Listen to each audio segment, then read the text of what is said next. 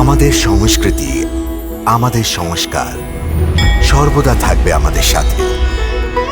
ভারতের মহান গ্রন্থ আর কাব্যের সম্পূর্ণ সংকলন। সাবস্ক্রাইব করুন তিলক। প্রদ্যুম্নের পেছনে যাবার একটাই অর্থ হলো বিপর্যয়ের দিকে যাওয়া। গুরুদেব, আপনি অসুরদের গুরু ছিলেন। হ্যাঁ, কিন্তু এখন আর গুরু নেই।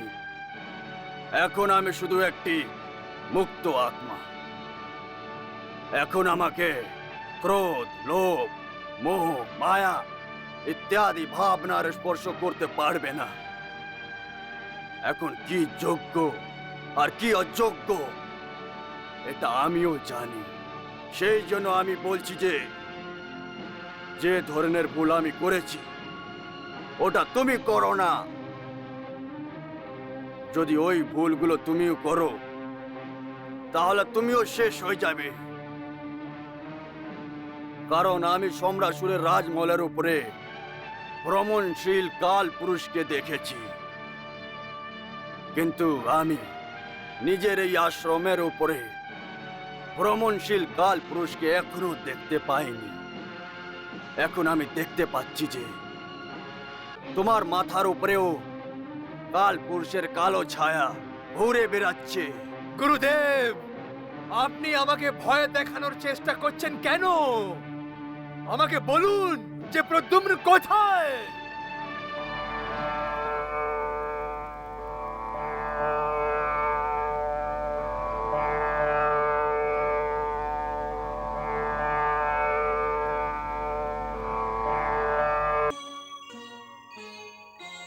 হে প্রভু, আমি প্রদ্যুম্নকে মায়াবী বিদ্যা প্রদান করতে যাচ্ছি।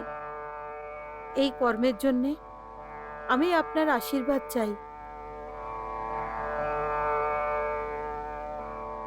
ভানামতি, আমার আশীর্বাদ সর্বদা তোমার সাথে আছে। তুমি যে অলৌকিক কার্য করতে যাচ্ছ তার জন্য সর্বদা দেবতারা তোমাকে স্মরণ রাখবে।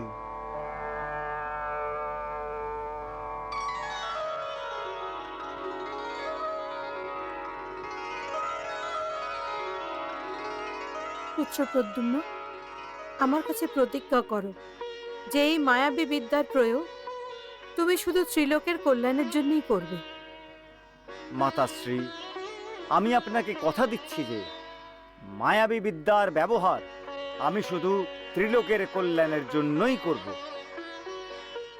এখন আমাকে গুরু স্বীকার করে প্রতিজ্ঞা করো আর আমার পুজো করো বৎস। যথা আজ্ঞা মাতাশ্রী।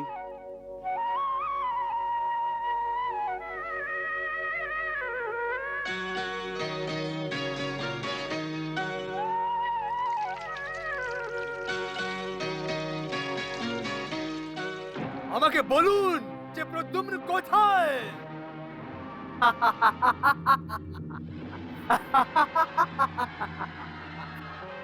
বলুন গুরুদেব, বলুন। গুরুদেব, আপনি তো বুঝতে পেরেই গেছেন যে মৃত্যুর নিকটে যাওয়ার চেষ্টা করেছে ওর কেউই রক্ষা করতে পারবে না। কিন্তু হে কাল পুরুষ, যারা পথ ভ্রষ্ট হয়ে গেছে তাদের ঠিক রাস্তা দেখানো এটাই তো আমার কর্তব্য। গুরুদেব, আপনি ভুলে গেছেন যে আপনি জীবিত নয়। আমার এটা স্মরণ আছে কাল পুরুষ, তা সত্ত্বেও আমার মতো মৃত্যু বৃত্তাসুরের না হোক সেই জন্য আমি ওর চোখ খুলে দিতে চাই। যে জেনে শুনে ভেবে বুঝে নিজের চোখ বন্ধ করে নিয়েছে ওর চোখ আপনি কখনোই খুলতে পারবেন না। হে গুরুদেব, আপনি কি সমরাসুরের চোখ খুলতে সফল হয়েছিলেন?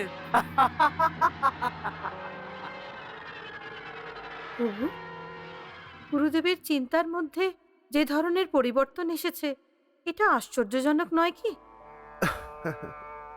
এটার মধ্যে আশ্চর্যর কি ব্যাপার দেবী? গুরুদেব এখন পৃথ্বীলোকের শরীর ছেড়ে দিয়ে একটি আত্মার রূপে আছেন। দেবী, আপনি তো জানেনই যে প্রত্যেক আত্মা পবিত্র হয়। মৃত্যুলোকের আত্মা যখন মৃত্যুলোককে ত্যাগ করে যমলোকে যায় তখনও নিজের শরীরে ত্যাগ করে। এই শরীরের সাথে জোড়া সব গুণকে এবং অবগুণগুলোকে, সমস্ত ভাব ভাবনাকে, সম্পর্ককে এখানেই ছেড়ে আত্মা চলে যায়।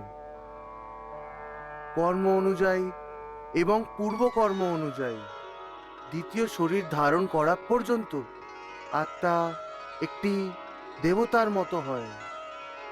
এই অনুভূতি আজকে গুরুদেবের আত্মা বৃত্তাসুরের সাথে কথা বলার সময় আমরা দেখতে পাচ্ছি।